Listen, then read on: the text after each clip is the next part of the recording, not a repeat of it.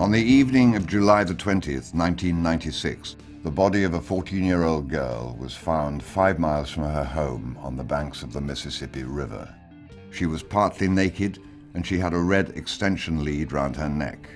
Damon Thibodeaux, the victim's cousin, who'd been staying with her family in New Orleans, was taken in for questioning. He was not arrested, but was subjected to an overnight interrogation during which he was denied sleep.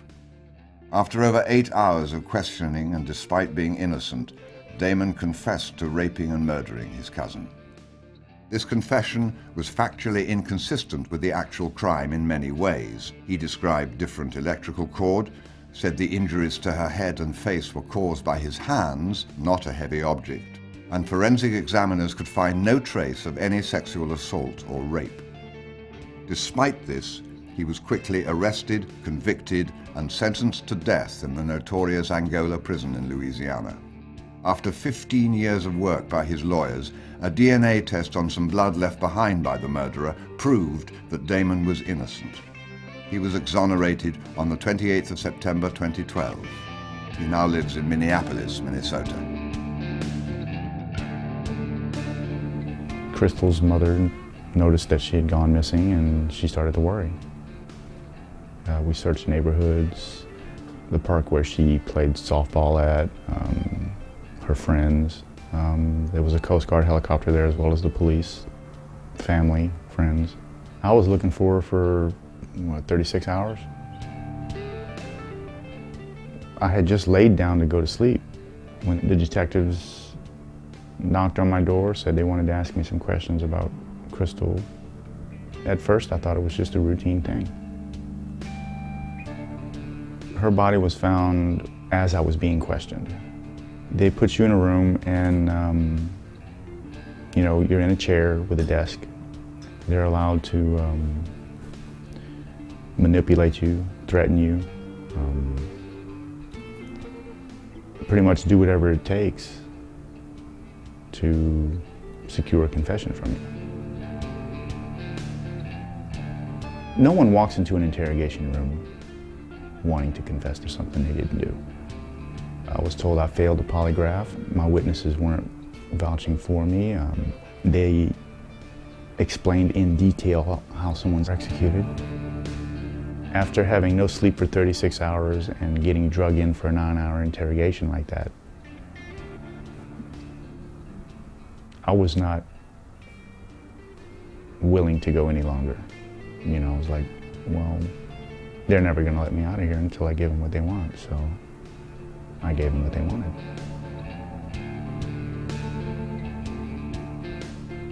I'm sitting in the cell and I'm hoping that, after the investigation, it's going to show I didn't do it.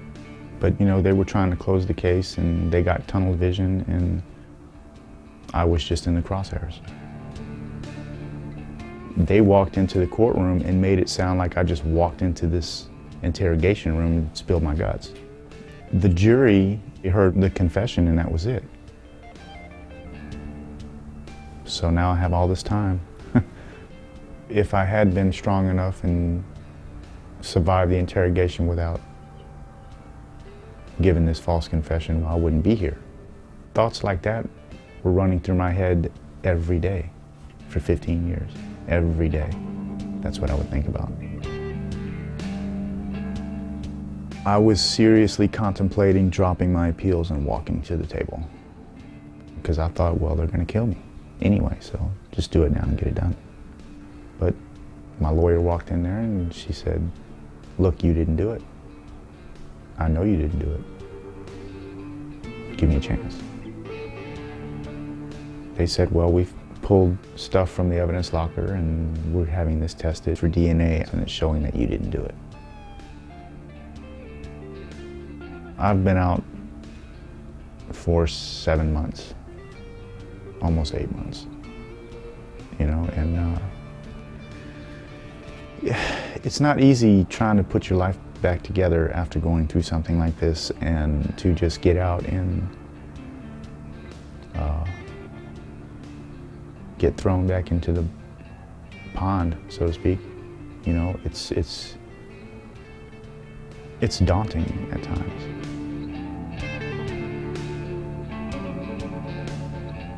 I used to be one of those people who believed that someone would never confess to something they didn't do. And society as a whole believes that. But yet here I am. Here I sit.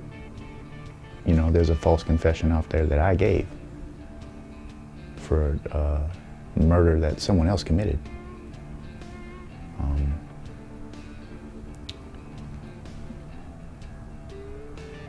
Until you go through it,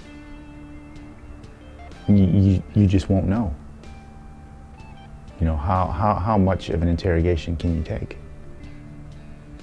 You know, everyone has a point. And when you break, you'll tell them whatever they want to hear. And I would have. I'd have told them anything they wanted me to tell them.